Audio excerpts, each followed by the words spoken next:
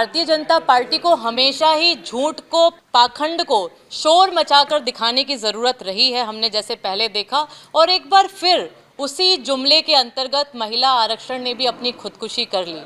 जैसे जुमला साबित हुआ 2 करोड़ रोजगार देना, जैसे जुमला साबित हुआ 15 लाख खाते में आना, जैसे जुमला साबित हुआ बुलेट ट्रेन का माया जाल देश में बिछ जाना, जैसे जुमला साबित हुआ किसानों की आय दुगनी हो जाना, ठीक उसी प्रकार महिला आरक्षण के द्वार और दरवाजे को बंद करने का काम 2 शर्तें लगाकर जनगणना और परिसीमन के माध्यम से उसको रोकने का काम भारतीय जनता पार्टी ने किया है, जिसका विरोध करने के लिए आज हम यहाँ पर प्रेस कॉन्फ्रेंस कर रहे हैं। बिल को समर्थन दिया है आज की डेट में लागू करने के लिए और आरक्षण के साथ लागू करने के लिए। इसके लिए नहीं कि आप इसको आंकड़ा, जनगणना और परिसीमन में उलझाकर अगले 10 साल के लिए धक्का मार देने के लिए। हमारी मांग ये है कि आप जातिगत जनगणना के आधार पर इसको लागू करें और परिसीमन जैसी शर्त इसमें से हटा दें, जिससे आने वाले 5 राज्यों में और 2024 के लोकसभा चुनाव में ये पारित होकर महिलाएं अपना राजनीतिक अधिकार देश में प्राप्त कर सकें। देखिए, भविष्य के गर्त में जो प्रश्न के उत्तर छुपे हुए हैं, मैं समझती हूँ कि आज मैं उसके आधिकारिक रूप से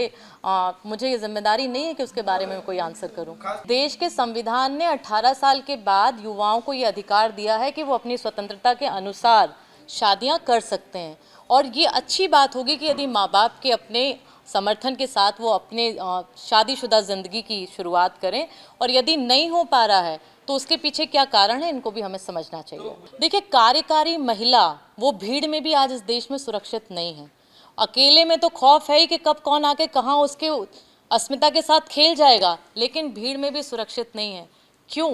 ये प्रश्न सबसे ज़्यादा गंभीर है। क्यों हमारे देश में पुरुषों की मानसिकता इतनी हावी हो गई है कि वो समाज में बराबरी का दर्जा देना तो दूर, महिलाओं पर आक्रमण करने के लिए आ गए। सबसे बड़ा उसका जो कारण है वो ये है कि जब बड़े बड़े चेहरे भारतीय जनता पार्टी के और उन लोगों के जो महिलाओं के साथ आरोप करते हुए सीधे दिखते हैं, उन पे भी किसी भी प्रकार की कार्रवाई ये पार्टी नहीं लेती है, बल्कि उनको संरक्षण देने का काम करता है, तो दूसरे लोगों की भी हिम्मत बढ़ती है। मुझे लगता है कि इस राष्ट्रपति जैसे पद पे मुझे कुछ कहना तो नहीं चाहिए, लेकिन जिस आदिवासी समुदाय को वो स्वयं नेतृत्व करती हैं, वो किस तरीके से कठपुतली करार कर दिया उनको भारतीय जनता पार्टी ने। मणिपुर पे वो मौन रही, नए पार्लियामेंट के उद्घाटन समारोह से उनको वंचित रखा गया।